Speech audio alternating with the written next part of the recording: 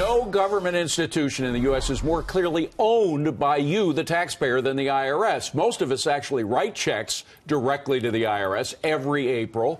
So don't taxpayers deserve to see what former IRS official Lois Lerner told a court about how and why she targeted Tea Party organizations because of their political beliefs? Our next guest certainly thinks so. He is Mark Meckler, a Tea Party founder who was in Lois Lerner's bureaucratic crosshairs at one point. He joins us now. Mark, great to see you. Well, it was all whitewashed by the Obama administration, but this new administration and the Justice Department and the IRS all agreed that they did target Tea Party organizations like yours. They were the IRS was forced to pay a fine, but now Lois Lerner's not saying anything. Can she keep that testimony quiet?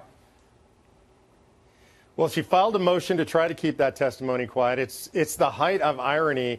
After years of harassing and abusing Tea Party folks, she doesn't want what she actually did to come to be known because she's afraid she might be harassed. Now, I don't believe in harassment or abusing IRS officials or anybody else, but the irony is just thick here, David. Well, here's specifically what she says. This is both she and Holly Paz, who was her assistant at the IRS, say public dissemination of their deposition testimony would expose them and their families to harassment and a credible risk of violence and physical harm. And they went beyond that. They actually spoke of you, referring to them as thugs at one point, and say that's the proof that if their testimony was exposed, they'd be subject to physical harm.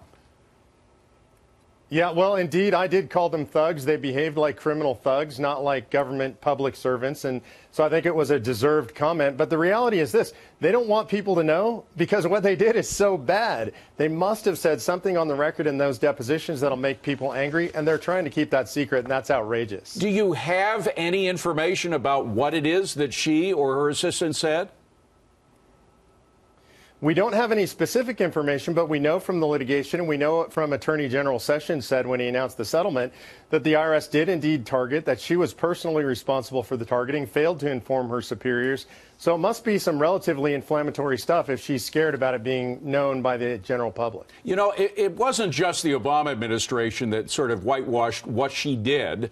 The Republicans had a chance to do more digging into what she did and what she said before President Trump was elected, right?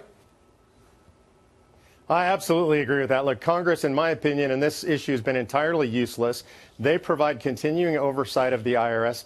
The best disinfectant is daylight, and Congress didn't shine daylight on this. We got a whitewashed TIGTA report in cooperation with the Democrats, and that's it. So, no, nobody in government did their job in exposing this scandal. Mark, you know that we have a lot of organizations in the government. We've got all kinds of departments, Department of Agriculture, Department of Defense. The IRS is the only institution that I know of that we all write checks to once a year. We own the IRS.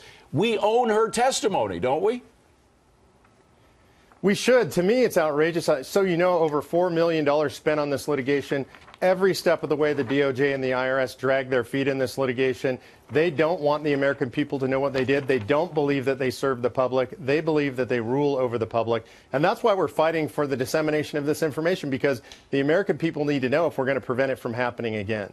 Mark Meckler, great stuff, Mark. Thank you very much. I hope you get that test. We all deserve to see what she had to say because it involves all of us. Mark Meckler, great stuff. Thank you.